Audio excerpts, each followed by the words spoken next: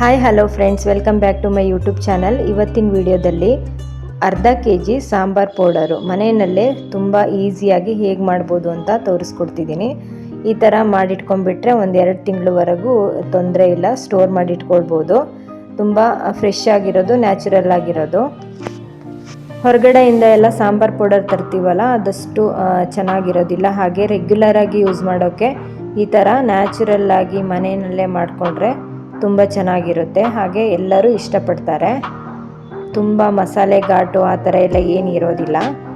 ಈ ಸಾಂಬಾರ್ ಪೌಡರು ತುಂಬ ಫ್ರೆಶ್ ಆಗಿರುತ್ತೆ. ದೇವಸ್ಥಾನಗಳಲ್ಲೆಲ್ಲ ಮಾಡೋ ಥರ ಪರಿಮಳ ಘಮ ಘಮ ಅಂತ ಬರ್ತಿರುತ್ತೆ. ತುಂಬ ಚೆನ್ನಾಗಿರುತ್ತೆ. ಬನ್ನಿ ಇದನ್ನು ಹೇಗೆ ಮಾಡೋದು ನೋಡೋಣ. ಮೊದಲಿಗೆ ಸಾಂಬಾರ್ ಪೌಡರ್ ಮಾಡೋದಕ್ಕೆ 150 ಗ್ರಾಮ್ ಧನಿಯಾ, 50 ಗ್ರಾಮ್ ಜೀರಿಗೆ, 10 ಗ್ರಾಮ್ ಮೆಂತ್ಯ ಕಾಳು, 50 ಗ್ರಾಮ್ ಉದ್ದಿನಬೇಳೆ, 25 ಗ್ರಾಮ್ ಕಡಲೆಬೇಳೆ, ಹಾಗೆ ಫ್ರೆಶ್ ಆಗಿರೋ ಕರಿಬೇವನ್ನು ತಗೊಳ್ಳಿ. ನಾನಿಲ್ಲಿ ರೋಸ್ಟ್ ಆಗಿರೋ ಸ್ವಲ್ಪ ಕರಿಬೇವನ್ನು ಇಟ್ಕೊಂಡಿದ್ದೀನಿ. ಸ್ವಲ್ಪ ಜಾಸ್ತಿ ಕೂಡ ಹಾಕ್ಕೊಳ್ಬೋದು, ಚೆನ್ನಾಗಿರುತ್ತೆ. ಮೊದಲಿಗೆ ನಾವು ಇದನ್ನೆಲ್ಲ ಲೋ ಫ್ಲೇಮ್ನಲ್ಲೇ ಚೆನ್ನಾಗಿ ರೋಸ್ಟ್ ಮಾಡ್ಕೊಳ್ಬೇಕಾಗತ್ತೆ. ಒಂದೊಂದನ್ನೇ ಸಪ್ರೇಟಾಗಿ ರೋಸ್ಟ್ ಮಾಡ್ಕೊಳ್ಬೇಕು.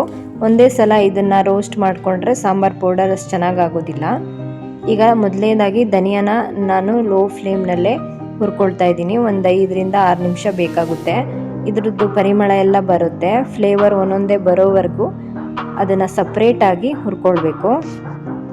ಇದ್ರದ್ದು ಕ್ವಾಂಟಿಟಿ ಎಲ್ಲ ನಾನು ಸ್ಕ್ರೀನ್ ಮೇಲೆ ಕೂಡ ಡಿಸ್ಪ್ಲೇ ಮಾಡ್ತಾ ಇರ್ತೀನಿ, ನೋಡ್ಬೋದು. ಇದ್ರ ಜೊತೆಗೆ ಬ್ಯಾಡಗಿ ಮೆಣಸಿನ್ಕಾಯಿ ಮತ್ತು ಗುಂಟೂರು ಮೆಣಸಿನ್ಕಾಯಿ, ಹಾಗೆ ಕೊನೆಯಲ್ಲಿ ಒಂದೆರಡು ಇಂಗ್ರೀಡಿಯೆಂಟ್ಸ್ನ ನಾನು ಹಾಕ್ಕೊಳ್ತೀನಿ. ವಿಡಿಯೋನ ಪೂರ್ತಿಯಾಗಿ ನೋಡಿ, ಸ್ಕಿಪ್ ಮಾಡಿದ್ರೆ ನಿಮ್ಗೆ ಗೊತ್ತಾಗೋದಿಲ್ಲ. ಇವಾಗ ಜೀರಿಗೆ ಹಾಕ್ಕೊಳ್ತಾ ಇದ್ದೀನಿ. ಜೀರಿಗೆ ಹಾಕ್ಕೊಂಡು ಇದನ್ನು ಕೂಡ ಲೋ ಫ್ಲೇಮ್ನಲ್ಲಿ ಹುರ್ಕೊಳ್ಬೇಕು. ಹಾಗೆ ನೆಕ್ಸ್ಟು ಕಡಲೆಬೇಳೆ, ಇದು ಸ್ವಲ್ಪ ಲೇಟ್ ಆಗುತ್ತೆ, ನಿಧಾನಕ್ಕೆ ಇದನ್ನು ಹುರ್ಕೊಳ್ಬೇಕು. ಇದ್ರ ಕಲರ್ ಚೇಂಜ್ ಆಗುತ್ತೆ ಮತ್ತು ಸ್ವಲ್ಪ ಅದ್ರ ಘಮ ಕೂಡ ಬರುತ್ತೆ. ಒಂದೊಂದೇ ಇಂಗ್ರೀಡಿಯೆಂಟ್ಸ್ನ ರೋಸ್ಟ್ ಮಾಡಿಕೊಂಡು ನೋಡಿ ಈ ಥರ ಒಂದು ಪ್ಲೇಟ್ನಲ್ಲಿ ಹಾಕ್ಕೊಳ್ತಾ ಇದ್ದೀನಿ. ಈಗ ಉದ್ದಿನಬೇಳೆ, ಇದು ಕೂಡ ಚೆನ್ನಾಗಿ ರೋಸ್ಟ್ ಆಗಬೇಕು. ಇದು ತುಂಬ ಬೇಗ ರೋಸ್ಟ್ ಆಗುತ್ತೆ. ಸ್ವಲ್ಪ ಕಲರ್ ಚೇಂಜ್ ಆದ ತಕ್ಷಣ ಇದರ ಪರಿಮಳ ಬರುತ್ತೆ. ಆವಾಗ ಇದನ್ನು ತೆಗೆದು ಮತ್ತೆ ಪ್ಲೇಟ್ಗೆ ಹಾಕ್ಕೊಳ್ಳೋಣ.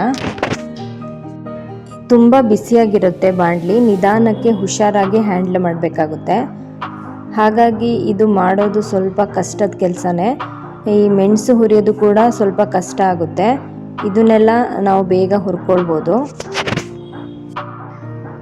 ಇವಾಗ ಮೆಂತ್ಯ ಕಾಳು ಹಾಕ್ಕೊಂಡಿದ್ದೀನಿ. ಇದು ಕೂಡ ಒಂದು 2 ನಿಮಿಷ ರೋಸ್ಟ್ ಮಾಡಿ ಇದಕ್ಕೆ ಸೇರಿಸ್ಕೊಂಡಿದ್ದೀನಿ. ಇವಾಗ ಮೆಣಸು ತೊಗೊಂಡಿದ್ದೀನಿ.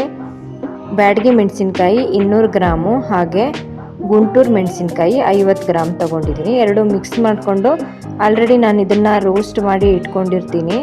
ಇವಾಗ ಜಸ್ಟ್ ಇದನ್ನು ಬಿಸಿ ಮಾಡ್ಕೊಳ್ತೀನಿ. ನೀವು ಫ್ರೆಶ್ ಆಗಿ ತೊಗೊಂಡಿದ್ರೆ ಅದನ್ನು ಲೋ ಫ್ಲೇಮ್ನಲ್ಲಿ ಸ್ವಲ್ಪ ಎಣ್ಣೆ ಹಾಕ್ಕೊಂಡು ಹುರಿಬೇಕಾಗುತ್ತೆ. ನಾನಿಲ್ಲ ಆಲ್ರೆಡಿ ರೋಸ್ಟ್ ಮಾಡಿದ್ದೆ, ಹಾಗಾಗಿ ಜಸ್ಟ್ ಇದನ್ನು ಬಿಸಿ ಮಾಡ್ಕೊಳ್ತೀನಿ. ಮೆಣಸು ಹುರಿಯುವಾಗ ಸ್ವಲ್ಪ ಎಣ್ಣೆ ಹಾಕ್ಕೊಳ್ಳೋದ್ರಿಂದ ಅದು ಘಾಟ್ ಬರೋದಿಲ್ಲ. ಹಾಗಾಗಿ ನೀವು ಎಣ್ಣೆ ಹಾಕ್ಕೊಂಡು ರೋಸ್ಟ್ ಮಾಡ್ಕೊಳ್ಳಿ. ಹುರ್ಕೊಳ್ಳುವಾಗ 1 ಸ್ಪೂನು ಅಥವಾ 2 ಸ್ಪೂನು ಎಣ್ಣೆ ಹಾಕ್ಕೊಂಡ್ರೆ ಸಾಕಾಗುತ್ತೆ. ನಾರ್ಮಲ್ ಕುಕ್ಕಿಂಗ್ ಆಯಿಲನ್ನೇ ಹಾಕ್ಕೊಳ್ಳೋದು. ಇವಾಗ ರೋಸ್ಟ್ ಮಾಡಿರೋ ಕರಿಬೇವು ಹಾಕ್ಕೊಳ್ತಾ ಇದ್ದೀನಿ. ಫ್ರೆಶ್ ಆಗಿರೋದು ಕೂಡ ಇದೇ ಥರ ನೀವು ಗರಿ ಗರಿ ಆಗೋ ಥರ ಬಾಣಲೆನಲ್ಲಿ ಹುರಿದು ಸೇರಿಸ್ಕೊಳ್ಬೇಕು. 1 ಬೌಲ್ ಆಗೋಷ್ಟು ಸೇರಿಸ್ಕೊಳ್ಬೋದು.